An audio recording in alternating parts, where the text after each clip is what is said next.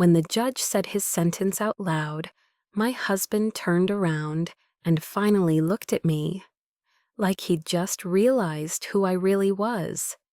Not the woman who made his coffee every morning for 8 years. Not the one who listened to his stories about difficult clients and workplace drama.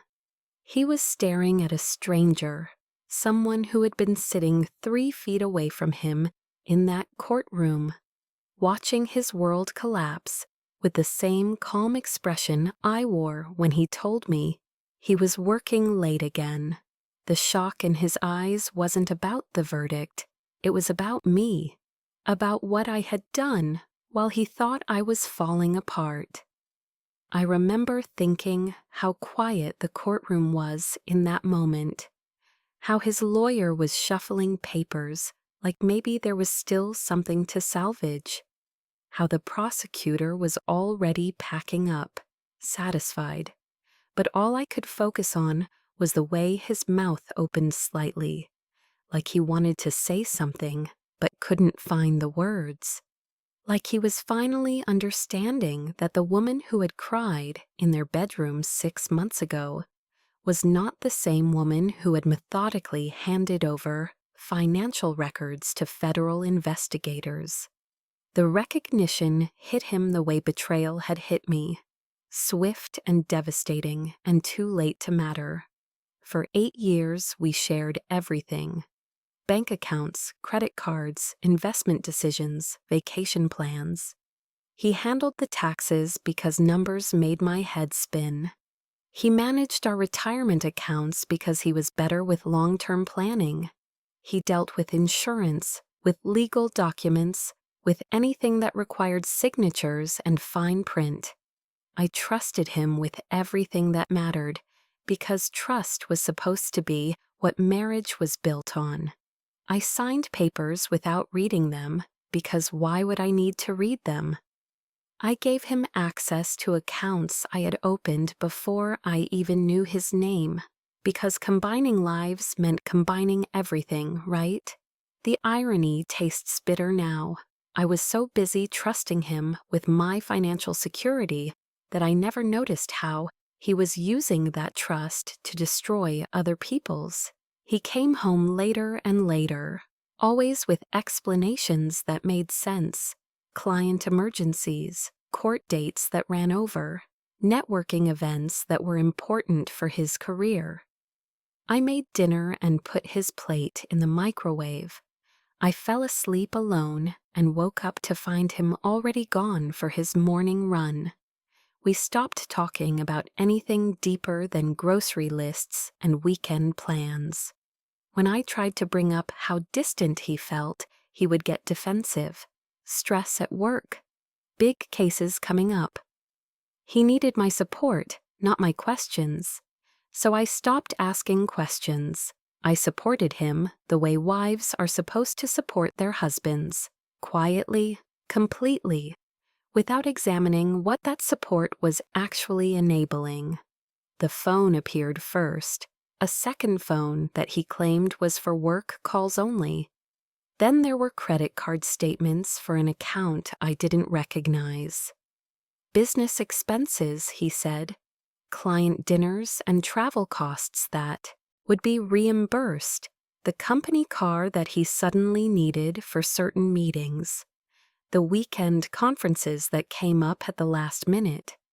Each explanation lived in its own bubble, never connecting to form a pattern I could see. Or maybe I didn't want to see it. Maybe some part of me knew that if I started pulling at those loose threads, everything would unravel. Not just the affair, everything. What do you do when betrayal isn't just emotional, but criminal? I found the hotel receipt in his jacket pocket on a Tuesday morning in March. The jacket he wore to his business dinner the night before. The receipt was for 2 rooms, charged to a credit card I had never seen. The date was from the previous weekend, when he told me he was visiting his brother. I stood in our laundry room holding that piece of paper, and something shifted inside me. Not heartbreak yet. Something colder. More calculating. I took a picture of the receipt with my phone. Then I put it back exactly where I found it. That's when I started paying attention differently. Not like a suspicious wife checking up on her cheating husband. Like an investigator building a case. I noticed how he always showered immediately when he came home, even from supposed work events. How his laptop was suddenly password protected. How he started doing his own laundry, claiming he wanted to be more helpful around the house. I watched him lie to my face with the same tone he used to tell me he loved me. The affair became obvious once I started looking. Late dinners that lasted until midnight. Weekend work trips to cities where his firm had no clients. Phone calls he took in the garage, speaking in the low voice he used to use when he was trying to be romantic. But the affair was just the surface. The inconsistencies ran deeper. Business trips to places that didn't match the cases he told me about. Expensive dinners charged to cards linked to accounts I couldn't access. New clothes, new watch, new confidence that didn't align with the struggling mid-level associate he claimed to be. Money was flowing somewhere, but not into our joint accounts. He was living a different life entirely, and using our marriage as cover for something that went far beyond infidelity. I stopped confronting him about the small things, the contradictions in his stories, the mysterious phone calls, the credit card bills that didn't add up. Instead, I started documenting everything, dates, times, amounts. I kept a notebook hidden in my car and wrote down every detail I could remember. When he left his laptop open, I memorized email addresses and account numbers. When he took calls in the garage, I stood near the kitchen window and listened. I wasn't trying to catch him cheating anymore. I was trying to understand what he was actually doing with his days, his nights, his money, and his lies. The discovery happened on a Thursday afternoon when he forgot to log out of his email on our home computer. I wasn't snooping. I was trying to print a recipe, and his inbox was open on the screen. The first email I saw was about offshore accounts and tax shelters. The second was about client retainer funds being moved between accounts. The third was about documentation that needed to be destroyed. I sat in our kitchen reading email after email about money that wasn't his, transactions that weren't legal, and schemes that involved dozens of people who trusted him with their life savings. The affair wasn't the crime, it was the distraction. While I thought he was sneaking around with another woman, he was stealing from his clients. Elderly clients who had trusted him with their retirement accounts, small business owners who had hired him to handle their legal compliance, people who had worked their entire lives for money he was funneling into investment schemes that existed only to enrich himself. The hotel rooms weren't for romantic getaways. They were for meetings with financial advisors who helped him move stolen money through offshore accounts. The expensive dinners were with clients he was convincing to invest in fake opportunities. The new clothes and the new watch were purchased with money that belonged to people who thought he was protecting their interests. I printed everything, every email, every document, every transaction record I could access. I made copies and stored them in a safety deposit box he didn't know about. I opened new bank accounts in my name only and started moving my personal money away from anything he could access. I researched financial crimes attorneys and regulatory agencies. I learned about wire fraud and embezzlement and fiduciary duty violations. I educated myself about the legal system I was about to use to destroy the man I had promised to love and honor. If you think revenge always looks loud and emotional, stay with me, because what I did next didn't involve screaming. It involved patience. I spent 3 months building the case against my own husband. I contacted his clients directly, using information from his email account to reach people who had no idea their money was being stolen. I compiled financial records that traced every transaction from their accounts to his personal investments. I documented the paper trail that connected his lies to me with his lies to them. I worked with federal investigators who were initially skeptical that a wife would turn over evidence against her husband, but became very interested once they saw the scope of what he had been doing. The investigation unfolded quietly while he continued lying to my face every single day. He would come home and complain about difficult clients, while I knew that those clients were actually victims of his schemes. He would talk about the stress of his caseload, while I knew he was stressed about covering up his crimes. He would make plans for our future while I was actively working with law enforcement to ensure he wouldn't have one. The cognitive dissonance was surreal. Eating dinner with someone who didn't know I was the reason his entire life was about to implode.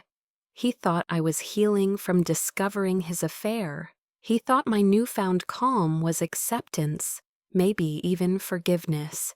He started being kinder to me, more attentive, probably because his guilt was manageable now that he believed I was moving past his betrayal. He had no idea that I had moved past it completely and onto something much more serious. He brought me flowers and suggested couples therapy. He talked about taking a vacation together to reconnect. He was planning our reconciliation while I was planning his prosecution. The arrest happened on a Tuesday morning in our driveway. Federal agents with a warrant and evidence I had helped them compile. I watched from our kitchen window as they handcuffed him next to his car, the same car he had used to drive to meetings where he stole money from people who trusted him, the same car he had driven to hotel rooms where he met with criminals who helped him hide that money, the same car he had driven home to me every night, carrying secrets that would have destroyed both of us if I hadn't discovered them first. He called me from jail that first night, confused and desperate. He thought I would be shocked. He thought I would hire a lawyer and post bail and stand by him, the way wives are supposed to stand by their husbands. Instead, I told him I knew everything about the embezzlement, about the offshore accounts, about the clients whose retirement funds he had stolen, about the evidence I had given to investigators. The silence on the other end of the line lasted so long I thought the call had been disconnected. When he finally spoke, his voice was barely a whisper. He asked me why, as if there was any universe where I could have learned what he was doing and chosen to protect him instead of his victims. The trial lasted 4 months. I sat in the gallery every day, watching prosecutors present evidence I had helped them gather. I watched his defense attorney try to argue that he was a good man who had made bad choices, while knowing that his choices had been calculated and deliberate and ongoing for years. I watched victims of his schemes testify about losing their homes, their savings, their trust in the legal system he had exploited. I watched him realize, day by day, that I wasn't just a witness to his downfall, I was its architect. When the judge said his sentence out loud, my husband turned around and finally looked at me like he'd just realized who I really was. Not the naive wife who had trusted him with everything. Not the broken woman who had cried when she discovered his affair. He was looking at someone who had spent months systematically dismantling his life while he thought she was trying to save their marriage. Someone who had chosen justice over loyalty. Someone who had decided that protecting strangers from his crimes was more important than protecting him from consequences. He thought I ruined his life because he cheated. He went to prison because he underestimated me. The divorce was finalized while he was serving his sentence. I reclaimed my maiden name and moved to a different state. I found work with a nonprofit that helps financial crime victims navigate the legal system. I use my experience to help other people who trusted someone they shouldn't have. I help them understand that betrayal isn't always personal. Sometimes it's criminal. Sometimes the person who promised to protect you is the person you most need protection from. I don't visit him in prison. I don't take his calls or read his letters. I don't owe him forgiveness or explanation or anything else.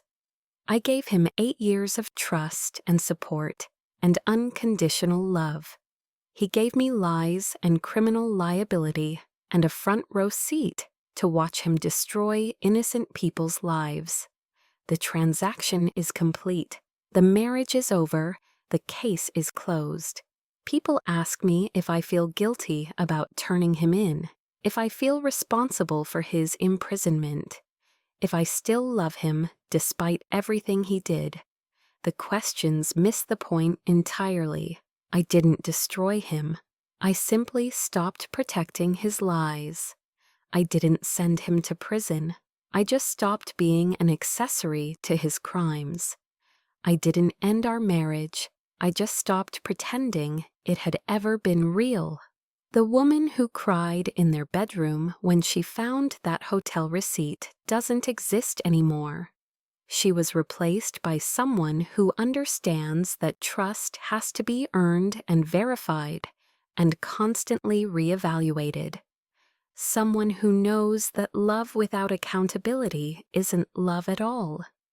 Someone who learned that sometimes the most powerful thing you can do is refuse to be complicit in your own betrayal. I didn't destroy him. I simply stopped protecting his lies.